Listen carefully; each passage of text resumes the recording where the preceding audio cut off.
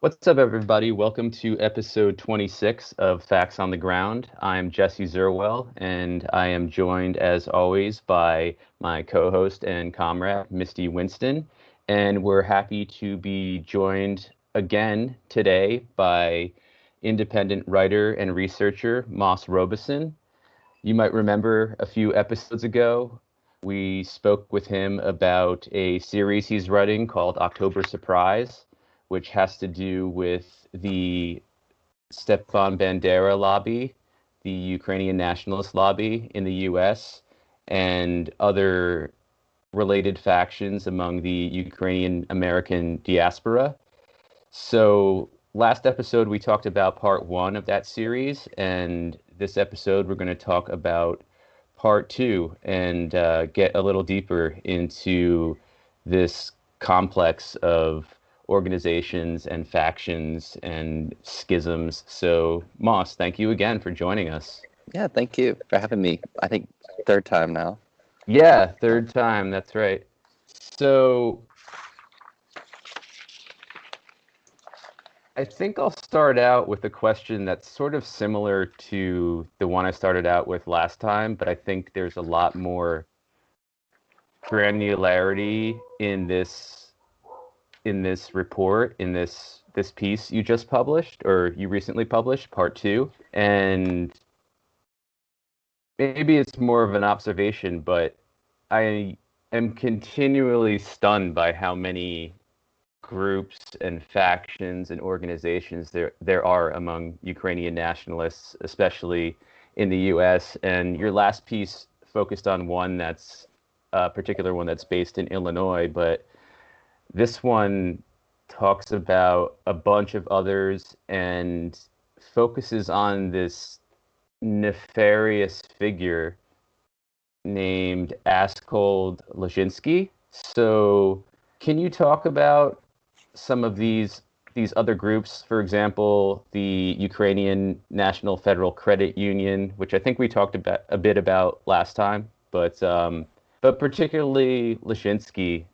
He seems to be this behind-the-scenes player who's involved in this court case in New York, which we also want to talk about as well.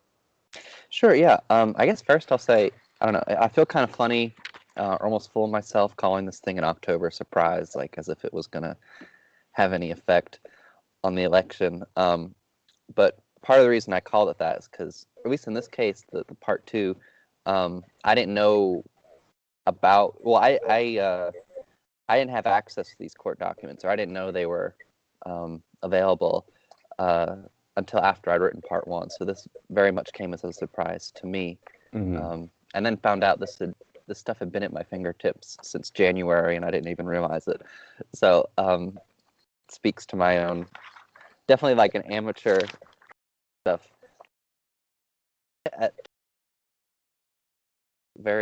I mean, he is very, and a lot of the stuff I've been looking at historically and today, which puts him in kind of like a unique category. The one thing is the National Federal Credit Union you mentioned. We were actually speaking of a different credit union, Self-Reliance Federal Credit Union, and then the Chicago branch of it. Right. And, really the credit, all these like Ukrainian-American financial institutions, and then others in the Ukrainian diaspora, I'm kind of murky on. So this one in particular, the Ukrainian National Federal Credit Union, was not really on my radar. Mm-hmm. Although, in looking into it, the, I guess now former CEO of it, she appears to be kind of in bed with the Banderites. Her name's Christine Balko, and actually she's one of the defendants in this court case.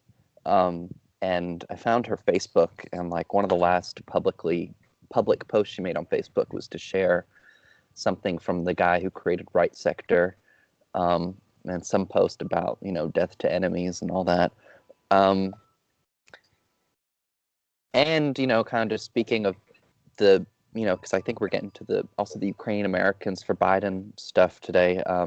there's also a woman named with the same name, although I think it's a different woman, and I'm not even sure that they're related, who is a member of the steering committee of Ukrainian-Americans for Biden.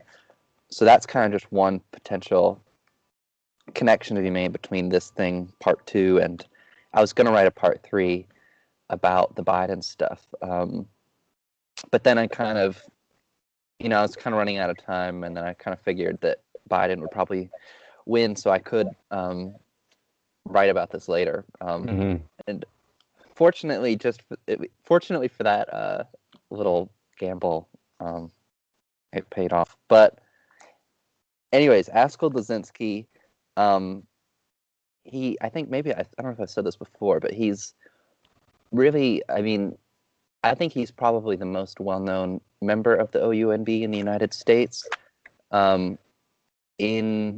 It's no secret who the international leader of the OUNB is, this guy from Australia. Otherwise, you don't see people recognized or publicly acknowledged, especially in like Ukrainian-American newspapers and stuff, as members of the OUNB, except for like obituaries and death notices. I just recently realized that in like the past 10 years or so, the U.S. leadership of the OUNB has bought a few death notices for some of its members who've died. Otherwise, it's very hard to find an acknowledgement that the OUNB is active in the United States. Although when you put things together, like this dude Askell Dzezinski, it's pretty obvious. He was the president. I think he's the only person he was president of the Ukrainian Congress Committee of America and the Ukrainian World Congress at the same time at the turn of the 21st century. And when he became both, it was this guy, Myron Kuropis, he was a longtime columnist for the Ukraine Weekly. He's a conservative dude. He's a Trump supporter. He's historically was affiliated with the OUNM, this other faction of the Organization of Ukrainian Nationalists. But he was writing, and he didn't get sued or anything for defamation or whatever, about how Askell was known as the point person of the OUNB in the United States at that time, or at least up until that time, and how some would even say he was the hitman of the OUNB in a figurative sense. I was going to say that you mentioned that in your piece, parenthetically, or hitman.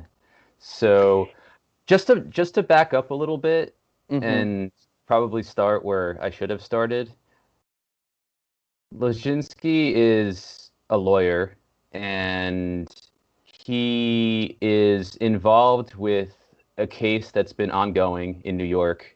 He's not the case. He's neither a plaintiff nor a defendant, but as we've just talked about a little bit, he's a behind-the-scenes operator who wields a lot of influence. So let's talk about this court case and what this is all about. So this thing got started just over a year ago. Probably would have been wrapped up by now, except coronavirus and all that. The courts got closed down in New York in March. This court case is kind of like what we just talked about last time. This all comes down to this so-called extraordinary convention of this organization called the Organization for the Defense of the Four Freedoms of Ukraine, or the ODFFU, created on behalf of the OUNB in 1946. And so throughout the Cold War, it was really like the principal OUNB front group in the United States. Today, I think it's only got a few hundred members at most. But it's a symbolically very important case because this group, the ODFFU, has, I don't quite know why, but has had some kind of falling out with the OUNB, and basically the OUNB has tried to like organize like a coup d'etat of this organization that's headquartered in New York. And so that's what this court case is all about, is the 4 members of the original board of directors are suing the, I guess, fake board of directors that the OUNB has organized. And they had this so-called convention in Bloomingdale, Illinois, which we discussed in part 1. And And so some of the defendants, or the respondents, as they're called in this case, one of them is the vice president of the Ukrainian Congress Committee of America in Illinois, or the Illinois division, as we talked about, and he's allegedly the local, or one of the leaders of the OUNB in the Chicago area, Pavlo Bandrivsky. He's a banker. There is the president of the Suburban Council of Ukrainian Voters, which we talked about last time. This guy named Ross, and then also the president of the Palatine, Illinois chapter of the Ukrainian Youth Association, which we discussed as having an involvement with this creepy Banderite summer camp in Wisconsin. And so you've got kind of a mix of Trump and Biden supporters in all this. And I mean, I don't know, I could go on quite a while talking about some of these people, because like Askell Dzezinski, several of these people who are defendants you can trace back to like the 70s as being involved neck deep in this stuff. Including, I mean, the third guy listed is allegedly the U.S. leader of the OUNB, Walter Zaricki, who's also the executive director of the Center for U.S.-Ukraine Relations. And the first guy listed, Mykola Hrgovian, is the D.C. bureau chief at the Center for U.S.-Ukraine Relations. He's also, since, I don't remember if it was since we talked about part one that I've realized, or become more convinced of the fact that he was the liaison between this Suburban Council of Ukrainian Voters and the official Ukrainian-Americans for Trump. So it's like a kind of interesting crew you've got here. Yeah. And it's a labyrinth of connections. Yeah, and from the looks of it, I mean, they really don't have a case, the defendants. I mean, the this thing was totally illegitimate. We could get into it, but I don't know if it's really even necessary. And so Askell Dzezinski is kind of like this lawyer who's kind of been strong-arming the defendants, and they've, I think we just lost Misty. Yeah, she may have just muted. Okay. But anyways, so this guy Askell Dzezinski, according to these court documents, according to the lawyers of the plaintiffs and some of these affidavits that the plaintiffs and their witnesses have submitted, a lot of them kind of point to this guy Askell Dzezinski as being the mastermind, even though he's not technically a defendant because he wasn't named to this fake board of directors. Although they did create a building management committee, in which capacity he declared himself the building manager of, and not just him, but this, this group of people decide he's now the building manager of the headquarters building. But it was essentially unilateral on his part. There's and so they have this other lawyer who I think is in Staten Island or Long Island or something, and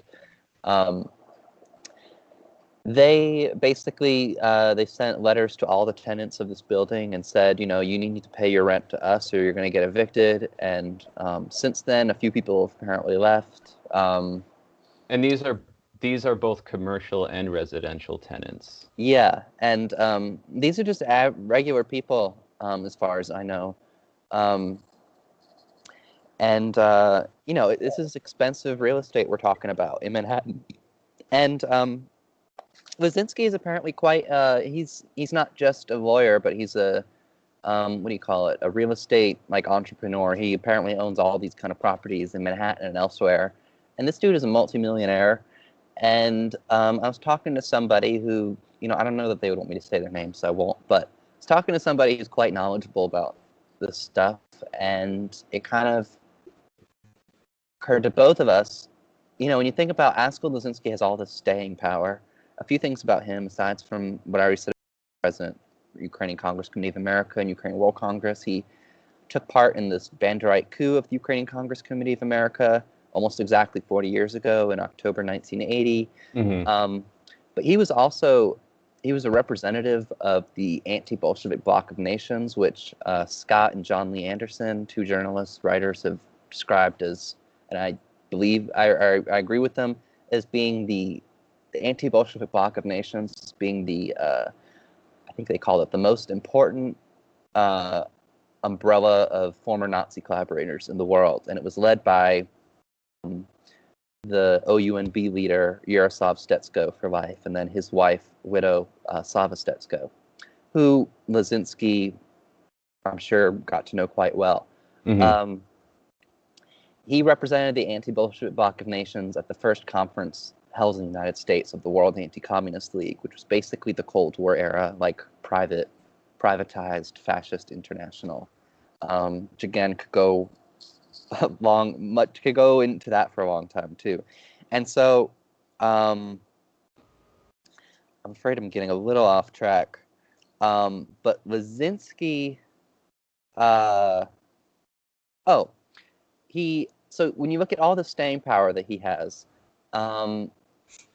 there is such a thing as an OUN fund, like this international fund for the Organization of Ukrainian Nationalists. And I would bet that a lot of this money, whatever, I don't know how much there is, but that it's likely stored in, bank accounts in Ukrainian financial institutions, not just in Ukraine, but like in Canada, in the United States, in Australia. So it begs it just makes sense that somebody like Lisinski, who's so deeply embedded in all this Banderite stuff, international network, and has got a lot of money, that he would be taxing himself for the OUN. And so it also makes a lot of sense to speculate, this is speculation, but I think it's informed speculation, that, that all that, there could be some percentage coming off the top of all this real estate stuff in New York could be directly funding a lot of the Banderite activity in Ukraine, which would mean basically that a lot of this memory politics and this glorification of Nazi collaborators in Ukraine is to some extent certainly funded by the Ukrainian nationalist diaspora. So it's only a question of where is that money coming from in diaspora. So Mm-hmm. I would look at, I'm now kind of very suspicious of Askell Lisinski as being one of the bankroller kind of thing. The president of the, Soviet propaganda would talk about Ukrainian nationalism as bourgeois Ukraine. They would always refer to bourgeois Ukrainian nationalists. And I'm saying this kind of jokingly, but like a lot of the leaders of the Banderite Ukrainian diaspora are kind of like the epitome of your like bourgeois nationalist. Mm-hmm. The guy who's the president of the Ukrainian World Congress, former president of Ukrainian-Canadian Congress, Paul Grode, or G-R-O-D. He's apparently a close friend of Chrysler Freeland. I'm sure he's a member of the OUNB. Personally, if the next leader of the international leader of the OUNB, excuse the wind chimes, is someone from the diaspora, my bet is on this guy. He's like the CEO of a Canadian energy company. I personally, I suspect that these wealthy Ukrainian diaspora nationalist leaders are funding this stuff. So do you think that the schism that is going on, this sort of attempted coup over this group, do you think this is more like an ideological thing, or is this more just a fight for finances? I'm sure, I think it's, historically, this stuff is always petty differences of some kind. It could be personal, it could be, I guess financial is probably most likely. I don't think it's ideological. There's something in part two that I think kind of supports that. I think the Euromaidan really kind of like lit a fire under these people, and kind of gave something to kind of like reunite the Ukrainian diaspora behind the leadership of the Banderites, because they were already in that leadership position. So it's like it just kind of shored up that support. But so in 2014 was the last, something I have to give to the defendants, or the people who organized this so-called extraordinary convention, is these conventions are supposed to be every 3 years. And the last one that they had was in 2014, 6 years ago. So clearly they were overdue for one. But, if it was democracy they were concerned about, they wouldn't have this coup attempt and do it as they did. But so the last convention they had of the ODFFU was held in Yonkers, November 2014. It was actually chaired by Askell Dozinski. Ironically, it's the board of directors that was elected from this convention that is now on the other side of this court case. But they from the looks of it, everyone was getting along well, at least well enough in those days. And also in those days, one of the guest speakers at this event is a Ukrainian-American guy who you're not supposed to have dual citizenship, so he gave up his American citizenship to become a citizen of Ukraine after it became independent. But he was part of the same youth group, not the Ukraine, well, probably Ukraine Youth Association, I'm thinking of a different one, with Lazinski and, several others who were involved in this court case, and even also members of the Ukrainian-Americans for Biden, named after this guy, Mykola Mikhnovsky, who is the one who, he told his followers to don't be a foreigner because your children will be your enemies. Total, ethno-nationalist, the dude who coined Ukraine for Ukrainians. And some Banderites literally took that direction, during the war. But so, anyways, this dude, Ukrainian-American guy, was a speaker, Roman, I'm probably not saying this right, Zavarich. Which war are you referring to? Oh, World War II. Okay. But fast forward to 2014, there's this guest at this convention in Yonkers. At the time, he was billed as an advisor to the president of Ukraine, and he was also an advisor to the Andrei Belitsky, who's the Nazi commander of the neo-Nazi infamous Azov battalion. Zavarich, I think, I haven't seen evidence of this, but I've seen it's been said, and I kind of think it's likely true, is that he was apparently, this guy Zavarich was originally a secretary for Yaroslav Stetsko, the OUNB leader, who was also the leader for life of the anti-Bolshevik Bloc of Nations. And Zavarich was definitely very much involved in the ABN, anti-Bolshevik Bloc of Nations, and he in his younger days was involved in this internationalist, nationalist, fascist, kind of crypto-fascist, whatever activity. And so now, when Azov battalion was getting off the ground and stuff, he was connected to them in some sort of way. But I kind of suspect that something happened. He parted ways with them at some point after that, and I suspect they got strong enough that they decide they don't need the Banderite network, because to far-right extremists in Ukraine, these diaspora Banderites are like armchair revolutionaries, which they are, but that doesn't mean that they can't, do stuff.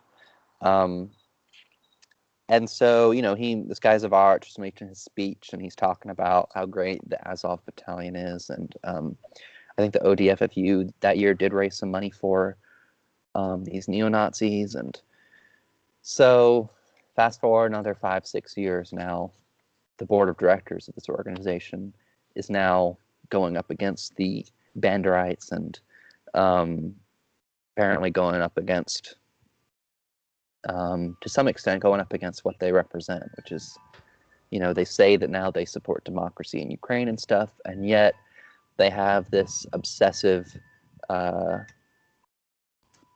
they're total control freaks. So, how does that square with, and really, I think they believe in democracy, but for nationalists. Right.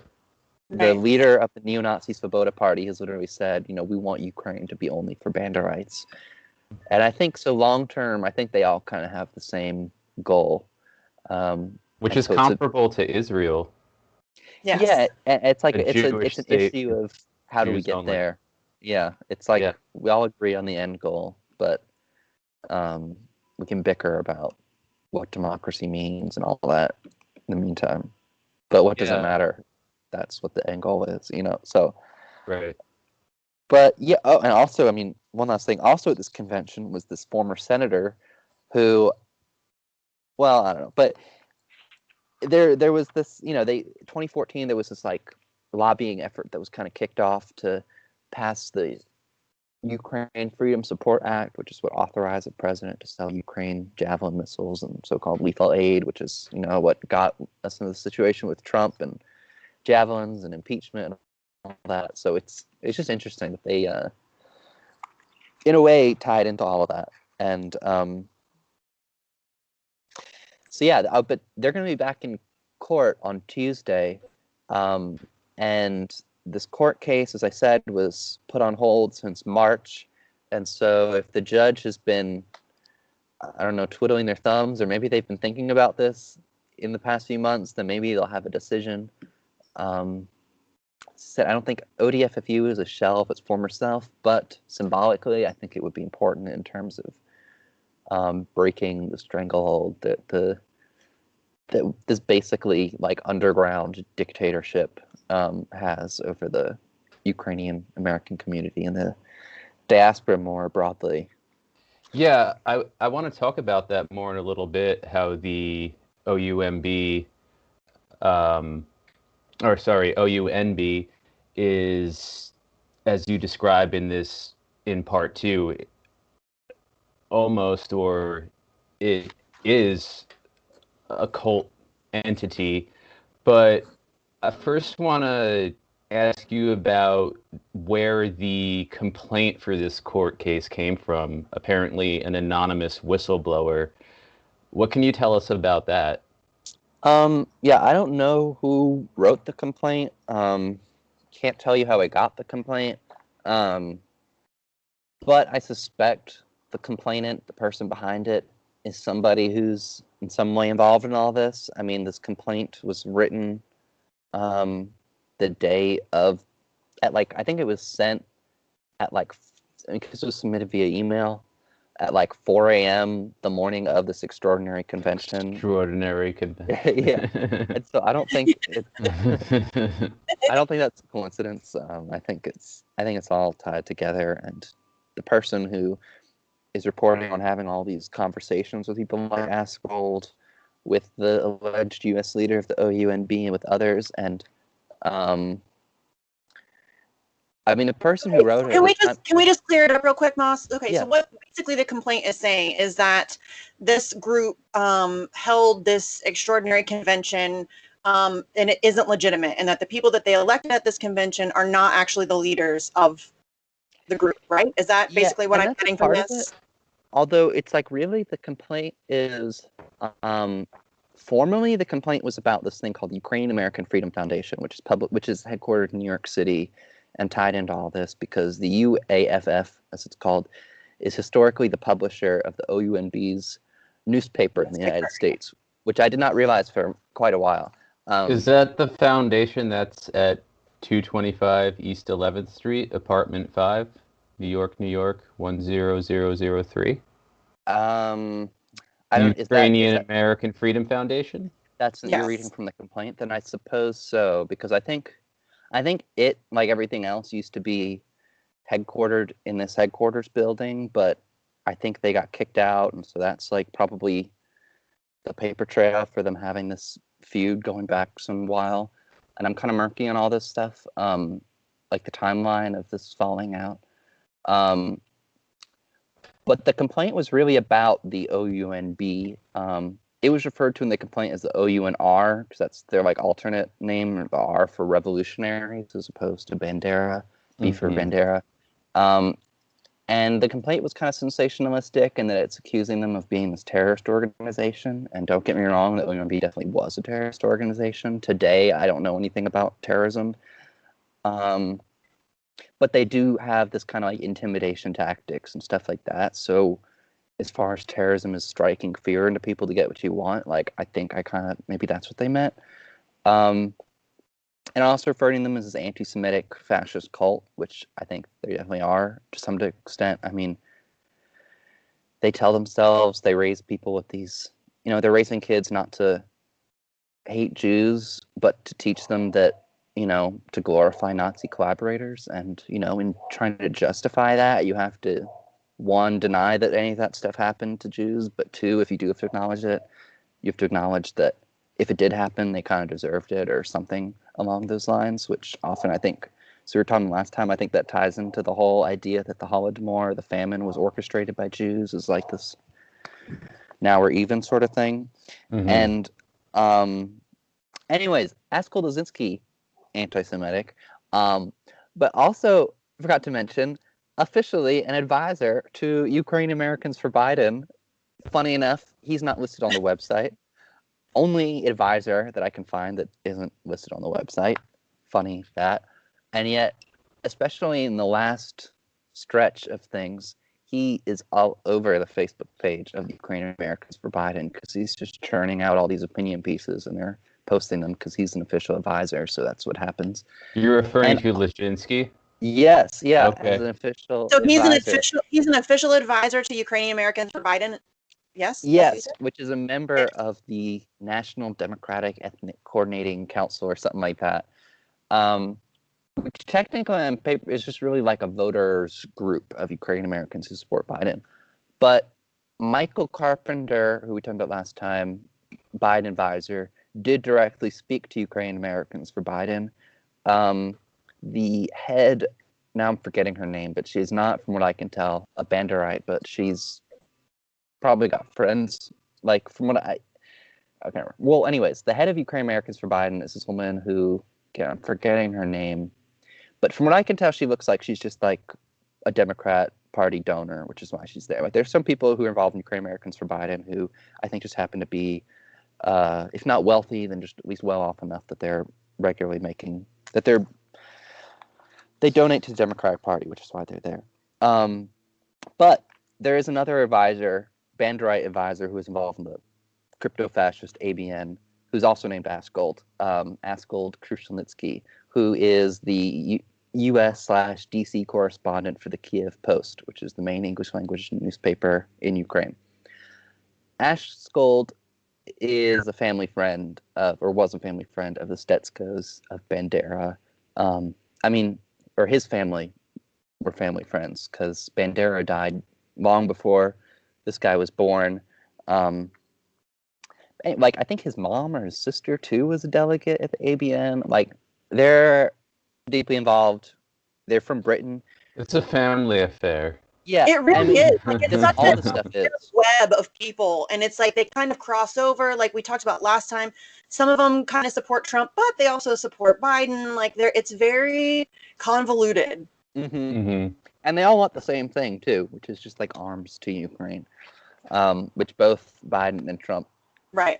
Which is why they can support both and hedge their bets, because either way they're going to get what they want. Yeah. And so, yeah, and I think it really just kind of comes down to ultimately racism and fanaticism, because it's like the ones who are voting for Trump just can't ever vote for Democrat because they've always believed that they're crypto communists, and literally. And so, which is so bizarre that anybody thinks that Joe Biden is. I mean, I keep hearing that he's radical left, and that's just so absurd that I can't even wrap my head around it. It's so ridiculous. Yeah, he's radical left in that his sanity has radically left his brain. Apparently his Unity manifesto with Bernie calls for the destruction of capitalism, according to these people. Right. So maybe there's something there. But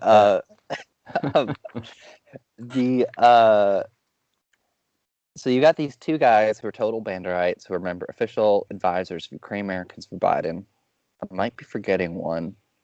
One of the members of the steering committee is this woman named Marta Farion, who is pro-Biden, but she is also a vice president of the Illinois division of the Ukraine Congress Committee of America. We were talking about that event with the glorifying the Ukraine Waffen SS recently. I think I remember seeing that she liked the post about it on Facebook. Make of that what you will.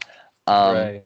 And just to clarify and re-emphasize, I suppose, and you emphasize this in part 2, that the Midwest, particularly Illinois, is the last bastion, if you could say that, of Ukrainian. Say Chicago is the last major city that's got like a really strong, or that is like a bastion of Ukrainian nationalism. Just to give viewers an idea of where the focal point is with this in the U.S. Yeah, so New York used to be the center of the action, and then and it had like a little Ukraine, or the East Village was a Ukraine neighborhood, and but they, gentrification and all that, it's pretty much gone. Askell Dozinski grew up in that part of New York, and he was 2006 reminiscing about how he would get into gang fights with kids. He'd talk about how they'd use not guns, but they would use like pipes and shit, and it could be Ukrainians versus Puerto Ricans or Ukrainians versus Poles, and how it would sometimes be interethnic. And he was saying, when you're 10, 11, 12 years old, it makes sense. Well, it also makes sense when your father was a leading member of a fascist anti-Semitic organization, or a prominent member of the OUMB. And so, and yet Askell, so... Yeah, let me just read. Yeah. I have this paragraph up here from your piece where Leszczynski is describing those glory days of his life. Quote, the gang included, among others, unquote. Oh, no, that's something different. Oh, okay. Because that's when when all the stuff is unfolding, there's a fight in the headquarters building earlier in January, and I don't know who swung at who. Apparently both sides, I think, took footage of it, because originally once the Askell and them were saying, we've got footage we're going to release, they didn't do it. And then there was mention in the court documents that I think the other side did submit their footage of the incident. So maybe one day we'll be able to see that.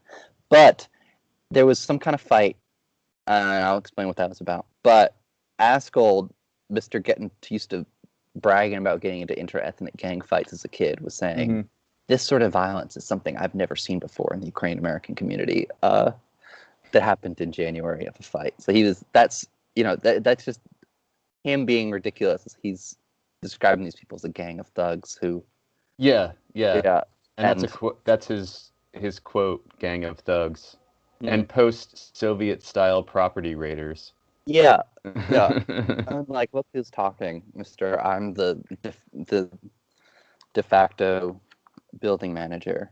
But one other thing I want to mention about the Ukrainian-Americans for Biden that ties into all this, Irina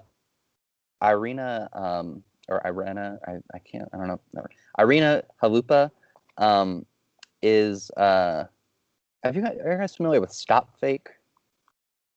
Yes, I am. I actually, in full disclosure, one of my freelance jobs is writing and editing for TED, as in TED Talks. Oh, okay, cool. And I thought we were going to say Stop Fake. No, fortunately not. But when Stop Fake first cropped up, and it was feted by TED, and I think it still is, I was given the assignment to write a piece about what they were doing, and it wasn't celebratory or anything. It was basically just describing in declarative sentences what they do, and this was early on in the Russiagate nonsense, and I wasn't sold at all on what they were doing. I looked at their website, I researched them before I wrote about them, and they seemed very, not just shoddy, but sketchy to me. So, but apparently TED thinks there's some sort of gateway to transparency. But yes, long story short, I have heard of them. Yeah, well, so it's like they're supposed to be, it's not been on my radar forever, so I don't know whether this is true or not, but a lot of people make it out to be like Stop Fake. And actually, doing good stuff. Sorry, yeah, I should add that I've requested that piece be, if not taken down, then that they allow me to edit it to include Stop Fake's connections, but I haven't received any response about that yet, so we'll see. Yeah, well, they're I don't know, it's interesting. I guess for those who don't know, Stop Fake is it's supposed to be this like fact-checking organization, but it's also quite opinionated too. But I mean, the main issue with it is that it tends to take any kind of criticism of Ukraine as, Russian propaganda, and but especially stuff about neo-Nazis in Ukraine. And like, don't get me wrong, there definitely is like a Russian propaganda about Ukrainian neo-Nazis, but it's just exaggerating an issue that is real as opposed to making something up completely, which is what how Stop Fake it's kind of the takeaway from that. But so anyways, this guy Askell Krushelnitsky, who I mentioned, has appeared in a few Stop Fake videos. They make like a weekly English language digest, and it's produced by his wife, who I mentioned, Irina Halupa. She also worked for the ABN. Actually, she worked for the central headquarters of the ABN during the Cold War, which was also shared its headquarters with the OUNB in Munich. So she worked directly for the Stetskos. She then went out to work for Radio Liberty and stuff. And, she may not be a active member of the OUNB, but I think it's more than likely that she at least used to be. Same with her husband.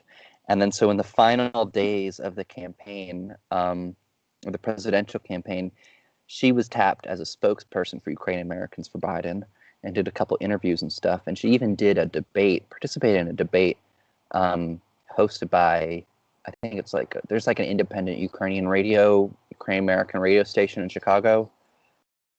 The moderator of the debate, or I think the Trump side was represented by some non-Ukrainian dude. I don't know who it was. And that's kind of interesting. They couldn't get a Ukrainian-American person to argue for Trump.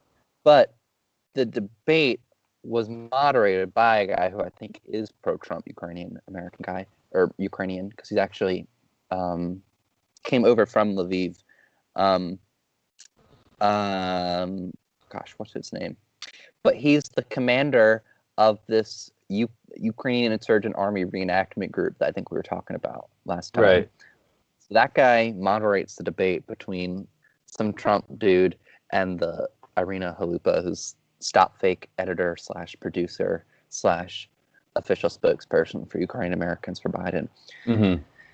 So when you look at the numbers of who's there in the steering committee and all this stuff, the Banderites are not like a majority. It's a minority, but it's an influential minority. And the like a disproportionate of the opinion pieces written by official steering committee members and advisors of Ukrainian-Americans for Biden have been by these two Askolds. These two assholes named Askold. And that's going to be the title of this segment, by the way. Yes, do it. Yes. And then you've got Halupa, and I got Marta Farion, who I mentioned, who I think is a Banderite, but I don't know that for sure. There's a plane going over me right now. It's okay. But yeah, so it's like last time, I think we clearly showed that there's a direct tie between the Banderites and Ukrainian-Americans for Trump. But there's also, now that Biden's the winner, I guess you could say even more serious or concerning ties to Ukrainian-Americans for Biden. Something I find really interesting is that it seems like there is a very significant and kind of settled support for Biden. And then, you talk about how there is an official Ukrainian-Americans for Trump, but it doesn't seem like they're as official or as kind of grounded in their advocacy for Trump. I mean, you said they couldn't even find a Ukrainian-American to debate for Trump. Is that the case? Is there more support for Biden, or is the support for Trump just not as organized? I think maybe both. I think, I don't know that anyone's had statistics. I mean, I would guess that a majority of Ukrainian Americans, or at least those who like self-identify as Ukrainian Americans, supported Biden. But then there's probably like a very strong Trump minority. I mean, I would guess that, what is it? Doesn't Trump have some magical number based like 30 something percent. Like he never loses less. He never goes under like, at a minimum, there's always like 33% or whatever people support him. And so I imagine there's a similar number within the Ukrainian-American community of diehard Trump people who, you know, at the end of the day, it shows that it's not about Ukraine, it's about whatever. Although for them, you know, like the line with Joe Biden and all that, it's like my parents didn't escape communism to come live under Joe Biden's communism. But again, I just can't help going back to that. But yeah, I mean, I don't know. The thing is, again, it's like, well, not again, but Biden was Obama's point person on Ukraine. And, you know, Biden's clearly, they've talked, I mean, maybe he's just saying bullshit, but he was saying something about, oh, how on day one, Joe Biden is going to be addressing the U.S.-UK trade relationship. Like, that's what? Like, I think that can wait a bit. But, yeah. So, I mean, clearly, Biden's coming back, and I feel like, yes, he's going to tackle coronavirus or something, whatever maybe can be done, I don't know. But I think he's also going to be he's going to be coming back and being like, oh, America's back, you know? And I just He's already saying that. He's already saying that. I mean, we're back in the game. I'm biased. He's going to resume everything that Obama did and more. It's going to be imperialism on steroids, and I hope people are ready for that because it's coming. Yeah, and that's just kind of why I expect this Ukraine stuff could be trouble, because you do have these protests, this like protest movement that's been trying to get off the ground against the president of Ukraine since last year, and it's largely spearheaded by the Bandera, by literally the OUNB people in Ukraine, and so they're connected to the diaspora people that we're talking about, who are then in turn connected to Mike Carpenter, etc. And I mean, I don't know exactly how strong those ties are or what they think of each other, but I mean, Biden's people and Ukrainian-Americans for Biden or Banderites for Biden. And but yeah, I mean, you know, Biden was saying, he used to say how he talked to Poroshenko, the president of Ukraine, when Obama was president of the United States, saying he talked to Poroshenko more than he talked to his own wife at the time. And Biden was very much all about, you know, I feel like he's going to come in there and just be like, you know, okay, Ukraine, you know, time to... She's probably happy about that. And so I just feel like,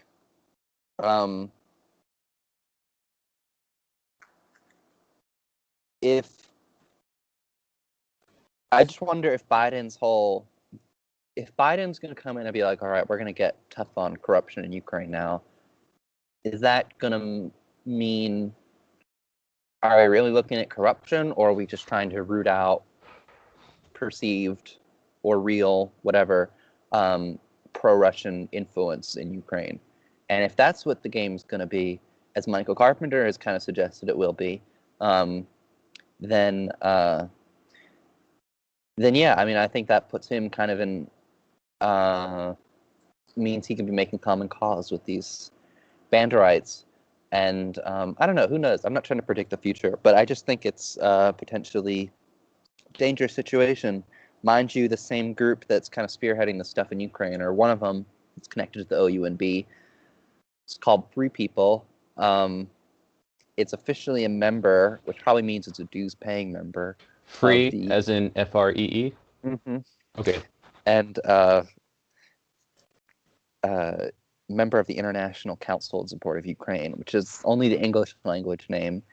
In Ukrainian, it translates more directly as the World Council of Ukrainian Statehood Organizations, which the Ukrainian Weekly newspaper, Ukrainian-American newspaper, has in the past more accurate, or more, I would say, International Council in Support of Ukraine is not an honest translation. Mm-hmm. The Ukrainian Weekly has before, maybe in a Freudian sort of way, a Freudian slip, you could say, more truthfully mistranslated the title of this organization as being the World Confederation of Ukrainian Nationalist Organizations. Because it's really... That sounds benevolent. Yeah. It's formerly this World Council of Ukrainian State Organizations, which is before that called the World Ukrainian State Front, which is what they called it after Ukraine became independent. Before that, it was the World Ukrainian Liberation Front. And the Ukrainian Liberation Front is simply the coalition of OUNB affiliated organizations. So the ODFFU was the tip of the spear of the Liberation Front, at least in the United States. And so the current president or chairman or whatever of the Liberation Front or the State Front or the state organizations, the International Council in Support of Ukraine or whatever the hell you want to call it, Boris Potapenko, is also among the defendants of this court case. And so this group, Free People, member of this organization, is and also created by this official youth group of the OUNB in Ukraine. It's made multiple statements about how World War III has already begun in Ukraine. Maybe I said that last time, but I think it's worth repeating. So, you know, sometimes I feel kind of like a crazy person because a lot of this stuff kind of seems to come back to like a potential World War III type scenario because people like Yaroslav Stetsko, ABN, they declared, yeah, this thing ABN that I keep mentioning that I think now 3 people connected to Ukrainian-Americans for Biden throughout the Cold War, they were saying World War III was inevitable. And then they changed it to say supporting us, which means supporting our coordination of armed revolutions within the Soviet Union, is the only alternative to nuclear war. So first, it's nuclear war is inevitable. 2, we're the only people who can stop World War III. And now today, their descendants in Ukraine, which is talked to the ABN all the time, declares that World War III has already started in eastern Ukraine. And if you believe That's World very War III is interesting already, 'cause it's like selling or creating the problem to sell the solution. That's kind of interesting. And Mike Carpenter, when he's talking to, he's Facebook friends with the leader of Free People. I don't know if that means anything, but I believe they've actually met at events organized by the Center for U.S.-Ukraine Relations. And Michael Carpenter was saying, you know, we have to stop Putin in Ukraine, or he'll keep going, which presumably means he'll just keep going until he's resurrected the Soviet Union and they've taken over the world and we're all speaking Russian. So that's something I wanted to ask you, actually. Do you think, and maybe you know, maybe you don't, do you think that the Russiagate narrative affected the support for Trump at all within the Ukrainian-American community? You're cutting out just a little bit. Am I? Can you hear me now? I can. It's just a little fuzzy. Oh, I don't know what's going on. It's probably my internet. I'm sorry, guys. I was just going to ask if you, and maybe you know or maybe you don't, do you think the Russiagate narrative influenced the support for Trump at all? Yeah, well, I mean, I think pretty much the people who are the so-called, the people who are involved in Ukrainian Americans for Biden, I mean, I think that's probably like number 1 on their list is that they think that, Trump is a Putin puppet. And if it were not for that, a number of them were otherwise Republicans. So that's kind of why I was saying, I think last time Ukrainian Americans for Biden is basically the Ukrainian-American Lincoln Project. Because that's like how they're appealing to people. And like, we're saying that when there was the Ukrainian Americans for Trump banner over the Jersey Shore, somebody responded with Putin Trump 2020. So right. Way to go, guys. Like, I don't know, good one. But yeah. I like how Putin is first in that equation. Yeah. Well, obviously. Are you kidding? Right. Putin's second to no one. No. So, Moss, I wanted to ask you too about a little bit more about the OUNB and its cultish nature, which you describe a bit in part 2. And then also, why do you think people like Michael Carpenter and people within the Ukrainian-American nationalist diaspora believe that there's ever going to be a complete absence of Russian influence in Ukraine, especially given that they're neighbors and that family ties, etc., cross those borders in millions of ways? Yeah. I don't know. Let's talk about the OUNB Oh yeah, first. we talk about the cult stuff. Yeah, because as you describe in your piece, it's very shadowy. You can identify who some people are, but not exactly what they do or which position they hold. So, can you break down that a little bit? Yeah, it's I mean, it's totally a cult, primarily centered around Bandera, assassinated in 1959. But, then they've kind of got others who have been inducted into the like cult.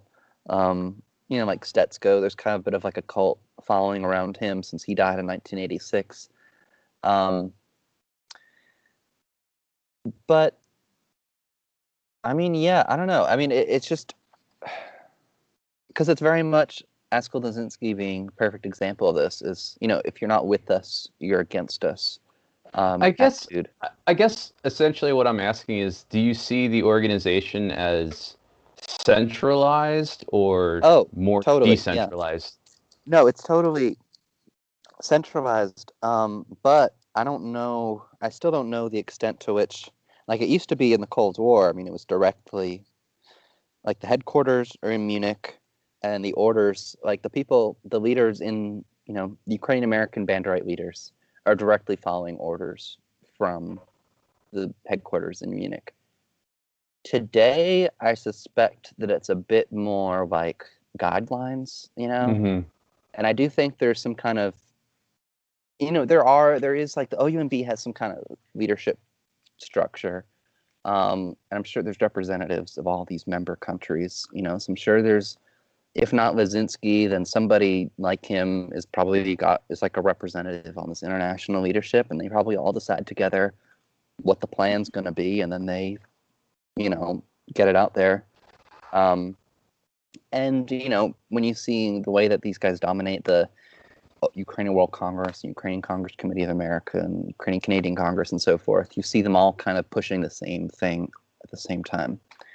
And I do think, the OUNB is, at the end of the day, that international leadership or whatever is like the kind of the coordinating body of all those things. But is it a dictatorship like it used to be? I don't know. I suspect it's a bit more democratic than that. Or at least has the appearance of being more democratic. Yeah, and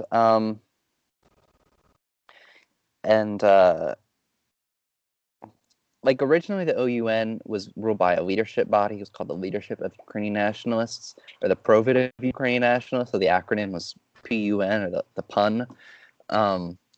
But so it was originally like this leadership body, and it had a chairman, the guy who was the leader of the OUN and the founder of it. But then it was more when Bandera creates the OUNB that you see more of this, the Führer principle. And well, actually, that's not totally true. The guy before him, like but regardless, there was a shift away from more of this, I think, leadership kind of body as to more of a single person having all the say. And so the OUNB was definitely more held on to the Führer principle. But it may have shifted more to, let's let the like inner circle kind of decide things as opposed to one person. So I mean, I think that's kind of the way, when I say more democratic, that's kind of how I mean democracy for the inner circle, essentially. But yeah, I mean, I think in the okay, so this past week I've been looking a lot at the OUNB network in Australia, because I've only realized recently that they're more comfortable there, and so they've actually been more open. So like there's like an encyclopedia of there's like a Ukrainian-Australian diaspora encyclopedia thing that some Bandera people helped create, including the current leader of the OUNB. And so in there, they actually acknowledged stuff pretty openly, like this dude became the leader of the OUNB in Australia in 1989. Before him, it was this person. Before him, it was this person.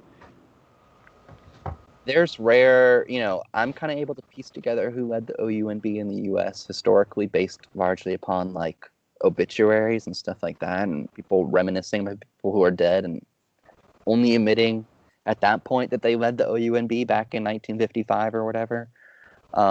They held this position and that position. But like the current guy who I'm like 95, 99% sure is the leader of the OUNB on a national level in Australia.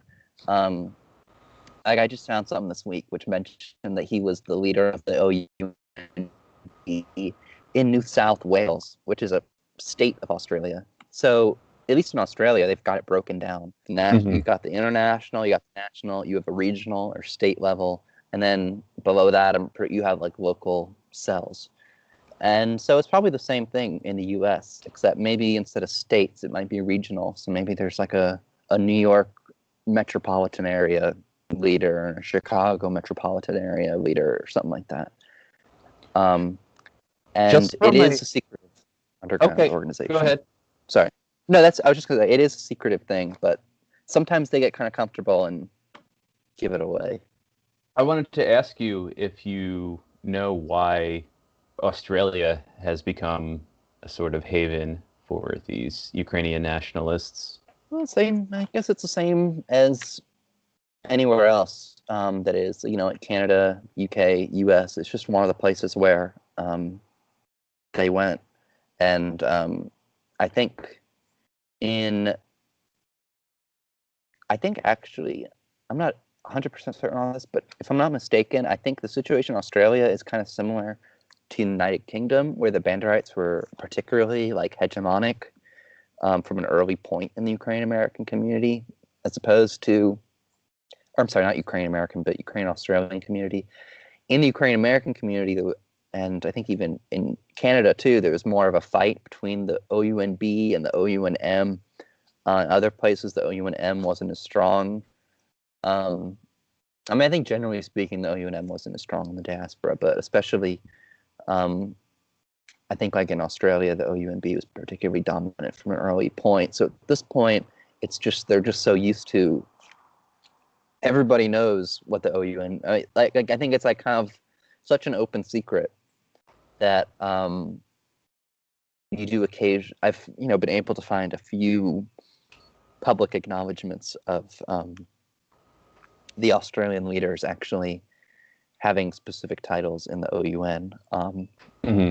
And so but it is interesting that, personally, I kind of suspect this dude in Australia is the leader because, for one thing, he's kind of like a big guy. He kind of reminds me of almost like Tony Soprano a little bit. So like I can imagine him like talking to some Ukrainian nationalists and being able to like be macho enough or whatever to like go toe to toe with those guys. But at the same time, he's got this like kind of disarming Australian accent, and being like simplistic Americans that we are, that's like enough to charm us. So God, throw an Australian accent on me and I'll believe anything you say. Yeah. So I feel like no one's gonna believe this dude's the leader of like an international crypto fascist organization. So he's come to DC and he makes nice with people, and he's can speak at the Atlantic Council, the Heritage Foundation, or wherever the hell it is, and people like his accent. So would you say that there's a lot of coordination in between these different, the Ukrainian Australians and Ukrainian Americans and the Ukrainian? Totally. Yeah, is there a lot of like direct coordination in between all these groups to like work toward a common goal? Mm-hmm.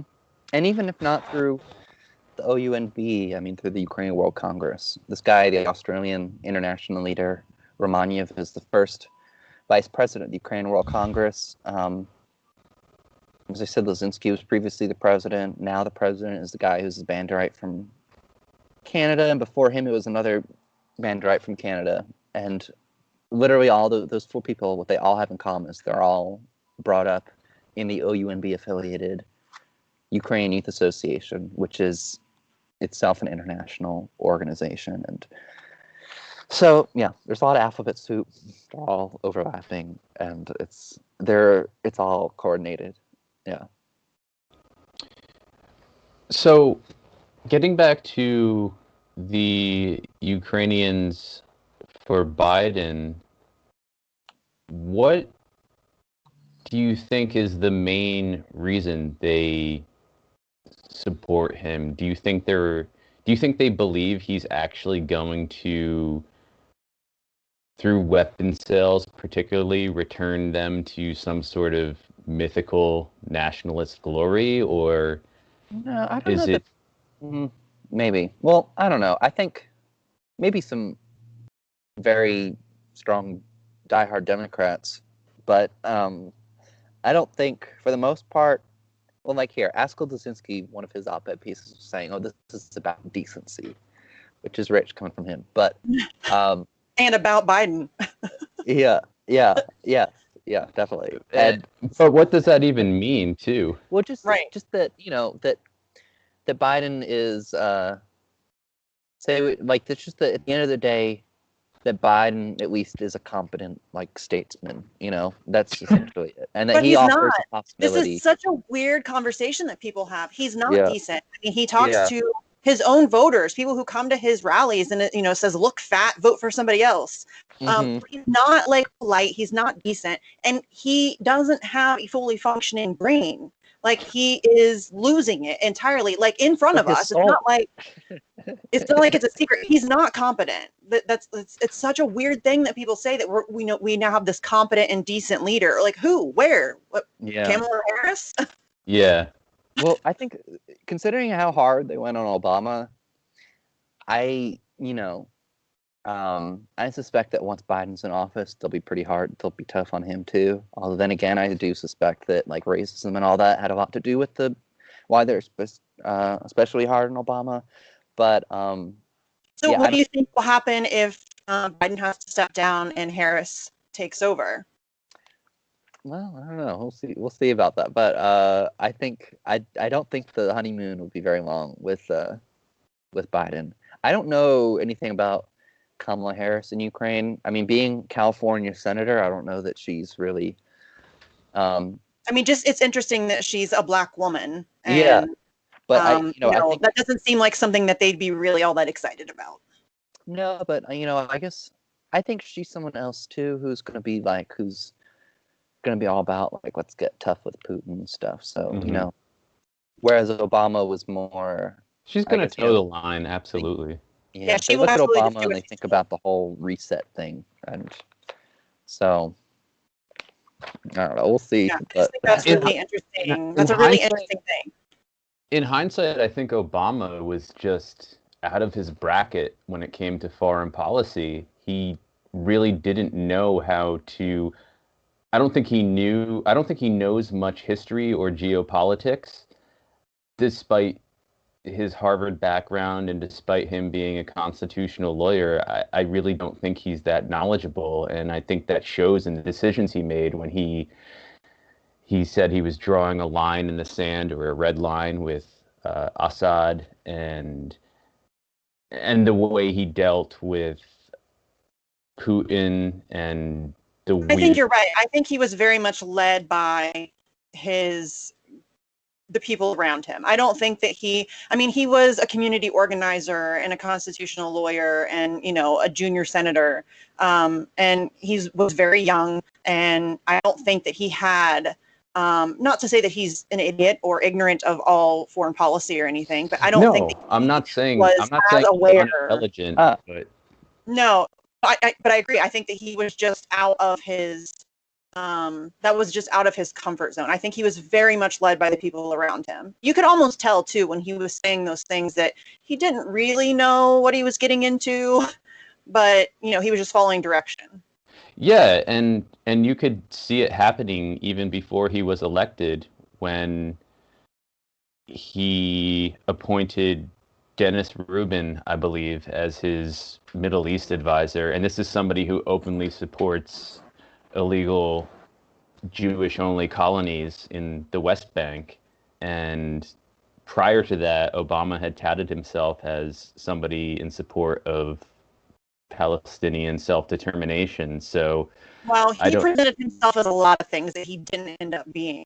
I think that was just him playing the game of trying to get elected. But I think that once Citigroup gave him his cabinet appointees, that very much shaped his presidency. He didn't have much choice. There was not much decision on his part. It was, these are the people that are going to inform you, and you're going to do what they tell you to do.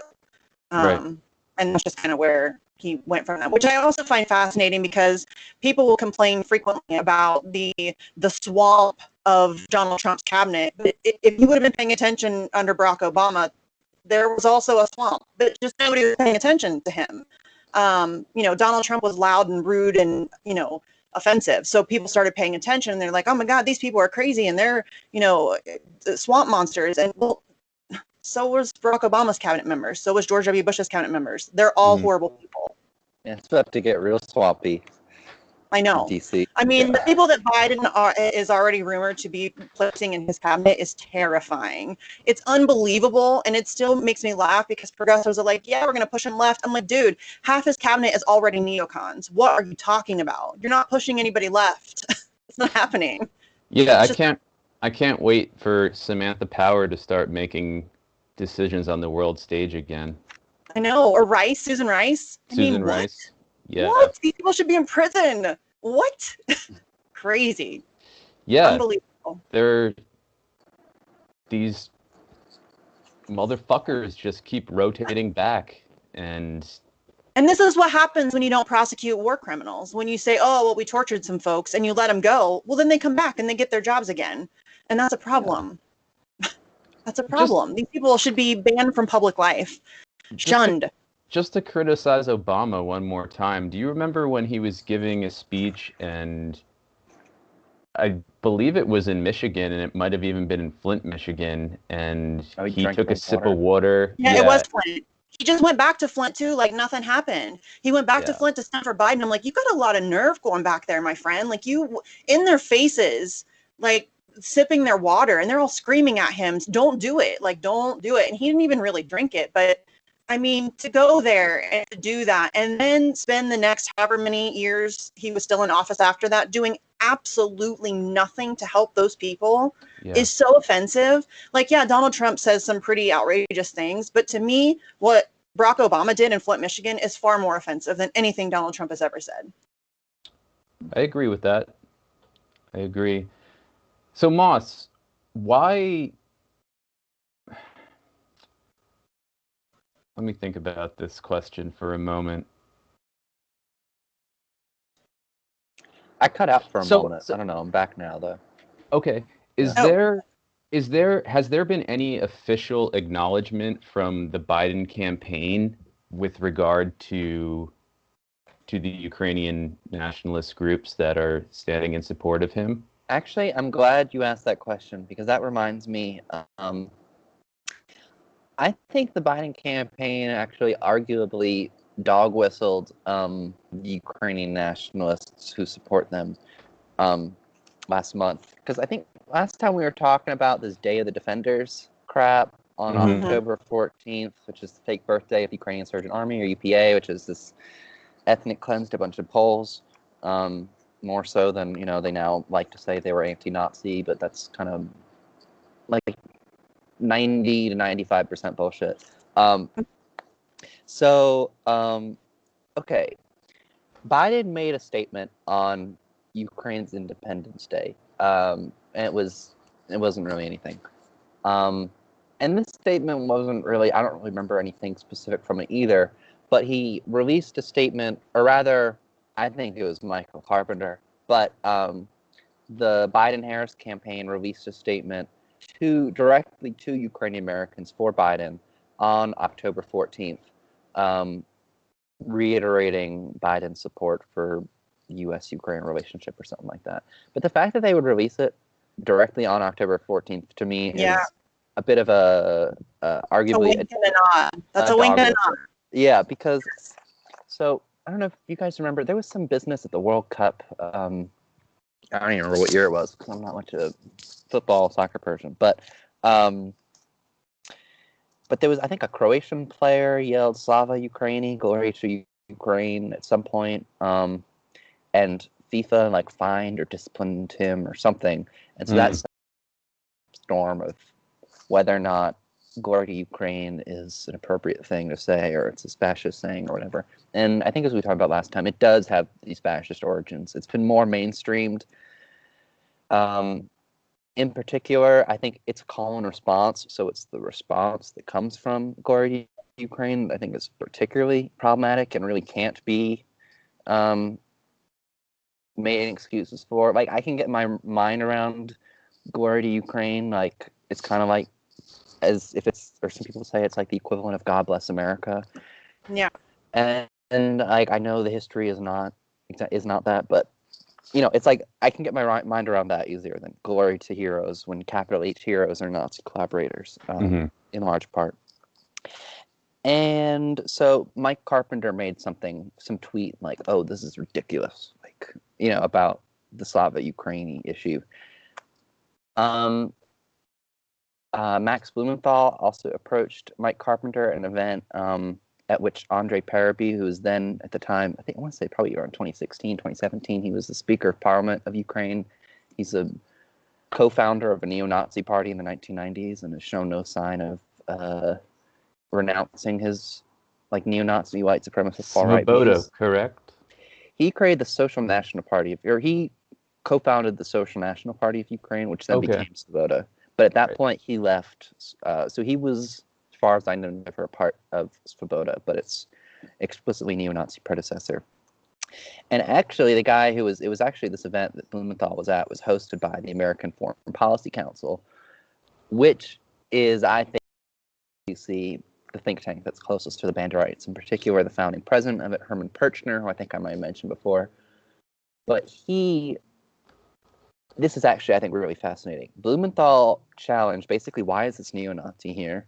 Mm-hmm. And Perchner... Yeah, we'll put a link to the video. There's a video of it. We'll put a link in the show notes. But Perchner did not address that, did not speak on Paraby. He spoke on Bandera. He had this knee-jerk response where he basically regurgitated the Banderite line about Bandera. Like, oh, he was against the Nazis and he was put in a concentration camp. Like, end of story. His brothers died in a concentration camp in Auschwitz. They were killed by Polish guards who had it out for them because they were Banderas. And nothing. It was not Germans who killed them, and it was not singling them out as Ukrainians, or Germans who singled them out as Ukrainians. It was a couple of Polish people who singled them out as relatives of the very anti-Polish Bandera. Anyways, I can go on about that. But to me, that was very interesting. And another sign that Perchner is, like a friend of the Banderites, because he's literally regurgitating their bullshit. So then Blumenthal went up to Michael Carpenter, who he characterized as having helped host the event. I mean, to my knowledge, though, Carpenter isn't involved in the American Foreign Policy Council, so he may have even just, for all I know, he was just in attendance. But anyways, Max Blumenthal was talking to him and asked him about this guy Paraby, and Carpenter was like, he's not a neo-Nazi or white supremacist. As I understand it, and this is literally what he said, is he's a conservative nationalist. So between those two things, how he Carpenter described himself? Maybe, but that's how the Banderites would kind of describe themselves. If you ask them politically where they're at, I think a lot of them would say they're as if there's such thing as a liberal nationalist. Well, in a way, that's kind of how they really carry themselves, the Banderites, though, UNB, because they say they're nationalists, but then they also say they're for democracy and stuff and so forth. Yeah. These people all seem very conflicted. Yes. And so Michael Carpenter, I think from those two things, I think it's safe to say he's totally like a sympathizer, apologist, rather.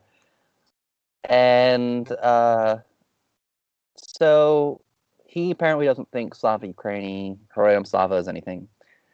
And so between that, this statement didn't say those things, but yeah, I mean, the fact that, other thing I should say is this statement, I want to say like a couple weeks released, Michael Carpenter then, because at first I was thinking, who knows if this is even an authentic statement, but then Michael Carpenter tweeted out like a dozen different statements, like all in one sitting, of Ukrainian, or of like Biden-Harris statements for all these different ethnic groups that support Biden.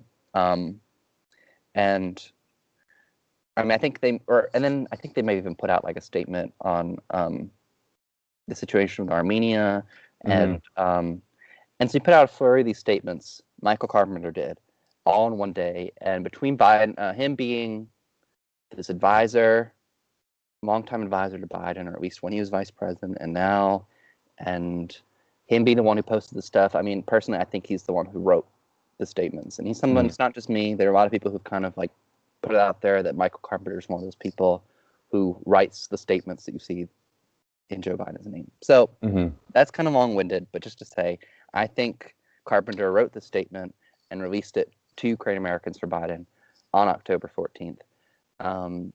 Yeah, well, I think it's important to home in on Carpenter, because in a way he's the colleague or American counterpart to Leszczynski, if you will. Even though he's embedded in government and has been for a long time, most people don't know his name, right, like Leszczynski, right?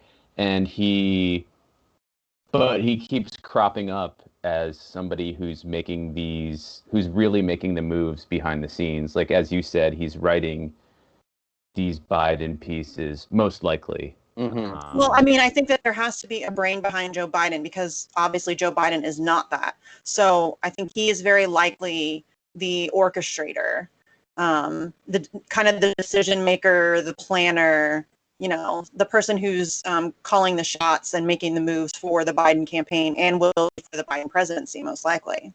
I mean, yeah, and I guess it's like we'll see, but I do kind of think that's the case. I'm like kind of agnostic about it, because like who knows, maybe there's somebody else out there we don't know about who's really calling the shots.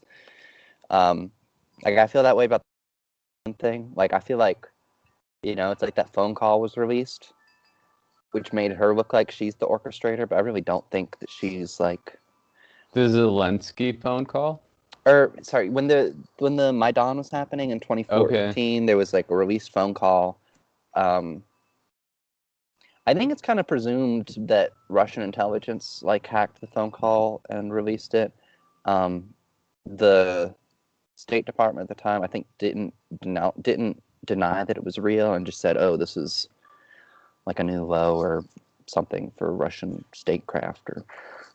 But it was a phone call early February 2014 between Victoria Nuland, who's the Assistant Secretary of State for Europe and Eurasia, I want to say, and she was formerly like ambassador to NATO or something. I think she was a national security advisor to Dick Cheney when he was vice president. Like, she's married to Robert Kagan, and it's been said that when she sits down at the dinner table with the Kagans, that she's the biggest neocon at the table. She sounds lovely. Yeah, and so she is on, and so all that was kind of made to be. So there's a phone call between her and then the U.S. ambassador to Ukraine at the time, Jeffrey Pyatt. And so this Newland-Pyatt phone call, I want to say it was either like the last days of January, the first days of February 2014, and they're kind of discussing who they want to be in the government after Yanukovych, the pro-Russian or Russian-oriented president of Ukraine at the time, after he left, and their predictions are pretty much what came true. So a lot of people take away from that was that, this is like a U.S. orchestrated coup d'etat, and they installed this government and they used the neo-Nazis to do it. And I'm sure a lot of the elements of that are true. I don't think it's exactly as people say it is. I don't, if it wasn't for this like phone call, no one would really know that Victoria Nuland was. Or I don't think people would suspect her of being, maybe so. But anyways, I'm just skeptical that she's like, this narrative that she's like the ringleader and stuff. And so I'm a little hesitant to make out Michael Carpenter to be the ringleader in case, let's say he doesn't get a job in the Biden administration and now it's like lacking an explanation for what's happening. But I don't know. I guess we'll see. But I do think he's important person to watch out for, and perhaps whoever he's working with will give some clues as to who else is involved in this stuff. Because to be honest, I don't know of a lot of people who are close to Biden who have had direct dealings with the Banderites. So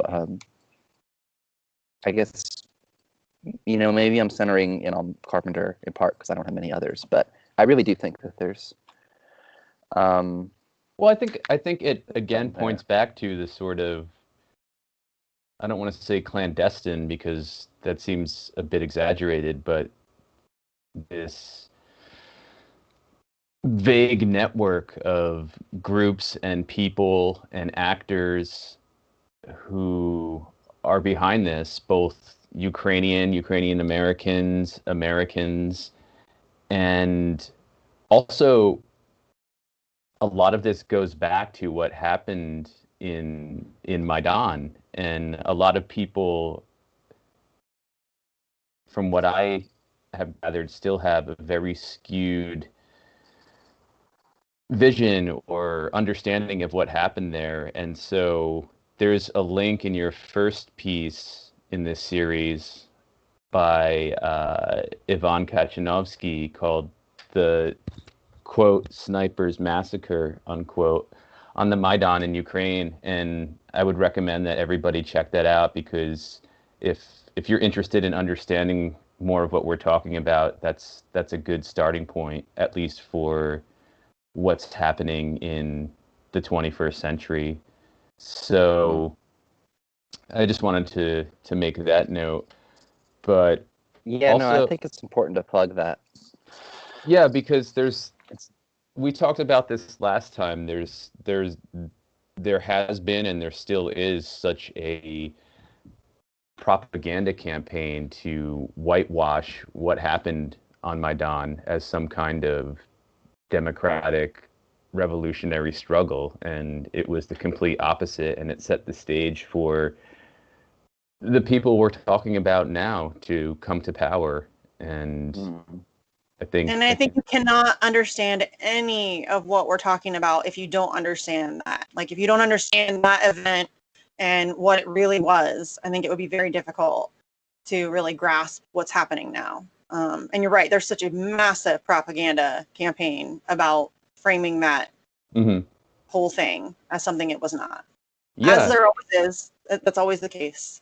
Yeah, and as I've mentioned before, my father's side of the family is Ukrainian, and I can't tell you for sure whether anybody on that side of the family is a Ukrainian nationalist, but I know that several of them, when presented with what I consider actual narrative or what actually happened at Maidan, they get immediately defensive and deny that what took place actually took place. And I don't know if it's that they know what happened and they don't want to admit it, or they don't know, or it's some combination of both. But again, even people in the Ukrainian-American diaspora are, I'm sorry, but not sorry if this hurts their feelings, ignorant when it comes to what actually happened in Maidan and what proceeded to happen from there. But point being, I think if anybody watching is looking for a starting point to what we've been talking about, or not necessarily a starting point, but one of the major catalysts, Maidan is one of them. And again, I recommend the article I mentioned before. So just to wrap up here, since we're getting close to an hour and a half, I wanted to read the last paragraph in your second piece, because I think it poses some questions we should be asking for those of us who are concerned about Banderites in the U.S. and also neo-Nazism and fascism in Ukraine. So your last paragraph reads, "Card-carrying Banderites in the United States are in a rather contradictory situation today, seemingly as dominant and vulnerable as ever. The OUNB's Cold War-era underground dictatorship over the organized Ukrainian-American community may be crumbling, but its ringleaders won't go down peacefully. And with the Biden presidency looking likely, which obviously is Has now happened. the case now. At least, we think, most Yeah. likely. And with the Biden presidency now in existence, I'll put that in brackets, their stars might actually be set to rise in Washington. And I love the line you leave off on with regard to the court case. Hopefully the judge knocks them on their ass. Yeah. But Yeah. so to wrap this up, and there's so much more we could talk about, and I recommend that anybody who's watching, read Moss's pieces. They're so detailed and just remarkable in not only the extent of the research, but what that research reveals. And I feel like every time I read a piece of his, I learn something more about the extent. You are very good at connecting the dots, because this is all very difficult to follow. So because there are so many moving pieces and parts and people, so you are very good at connecting the dots and making it so that I can keep it straight in my head, who is working with who and where, and because that's all very difficult to follow. There's so much going on. Yeah, thank you. Yeah, so just going off the last words of your of part 2, what I don't want to ask you to make a prediction, but what do you envision perhaps will happen with the Ukrainian-American nationalist diaspora under Biden, and what do you think is likely to happen with the court case we were talking about earlier? Well, I'm not like a legal expert or anything. It's my first time I've taken a look at like court documents, and yet it does seem pretty clear to me that one side has got a strong case and the other is bullshit. And which side would you say has the stronger case? The plaintiffs? Yeah, no, because it's like, that's why before we were starting, I was joking to you, Jesse. I feel like Askell Dozinski is like the Banderite Giuliani or something. Yeah. Like a lot of it's just kind of bluster. Right. And I think at the end of the day, his little house of cards is going to come crashing down eventually. And so maybe Tuesday will be the start of that, because they're going to be back in court on Tuesday, and maybe there'll be a decision that day. But something I would like to end, at least on a note of what you were starting to quote from earlier, when you were saying the gang of thugs, because they ended up having this other like extraordinary meeting or emergency meeting, or whatever you want to call it, to revive the Manhattan branch of the ODFFU, whereas opposed to now, it's like, I think there's pretty much been like one uniform New York City branch, which is more or less in Brooklyn. Yeah, it's like, I think the Manhattan branch has become kind of defunct, and now it's like the Brooklyn branch has been kind of taking over and or filling the gap or whatever. And so they had this meeting in the Manhattan headquarters building. Lazinski organized it to have this revive the Manhattan branch as just part of their justification rationale and taking over the organization. And so the meeting was disrupted, and according to the other side of the plaintiffs, they entered the room and voted to end the meeting. I think like that they're apparently more and said, this meeting is not legitimate and whatever. And then they left, and then they came back. Apparently the meeting continued without them. And this time when they came back, there was some kind of fight. And so Lazinski writes about it. And I think it's just kind of this incredible letter. And he's saying the gang, it's kind of funny. He's saying the gang included, among others, describing this gang of people allegedly who come in and broke up the meeting, he says an 81-year-old wearing a neck brace who's been involved in provocations his entire life. Yeah. And I remember reading that. Yeah. And what the hell is provocation? In my head, I'm seeing like a bunch of dudes with walkers and canes, like kicking each other's asses.